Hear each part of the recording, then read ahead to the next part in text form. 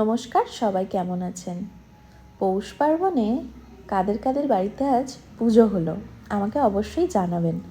আমাদের বাড়িতে আজকে মকর সংক্রান্তির দিনে একটা পুজোর আয়োজন করা হয়েছিল। এটাকে আমরা পৌষ পার্বণের পুজো বলি। এখানে মা দিয়ে দিচ্ছেন আলপনা, লক্ষ্মীর পা আঁকছেন, আর আমি এখানে একটা করে সিঁদুরের টিপ দিয়ে দিচ্ছি।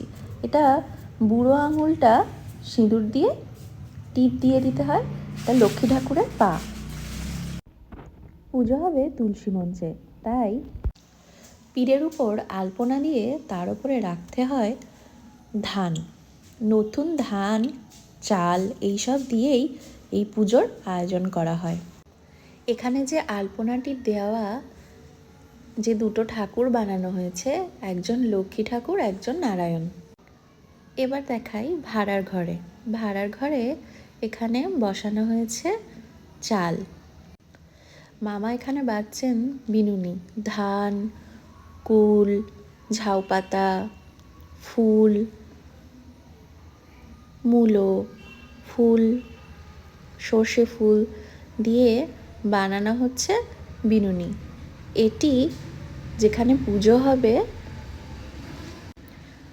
ওই ধানের উপরে রাখা হবে এবং ব্রাহ্মণ এসে ওখানে উনি পুজো করবেন।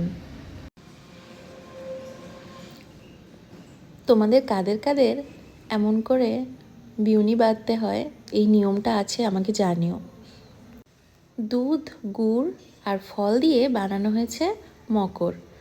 আর এদিকে পিঠে খোলা বসে গেছে, আর এর মধ্যে হচ্ছে আজকি পিঠে। তেল বুলিয়ে নেওয়ার পরে দিতে হচ্ছে চালের একটা ব্যাটার, আর তারপর চাপা দিয়ে রাখতে হচ্ছে কিছুক্ষণ, আর তারপরেই রেডি হয়ে যাচ্ছে আজকি পিঠে। আর বানানো হয়েছিল সরু চাকলি পিঠে। তোমাদের বাড়িতে কি কি পিঠে বানানো হলো আমাকে কিন্তু অবশ্যই জানাবে, আর পিঠে খেতে চলে এসো আমাদের বাড়ি।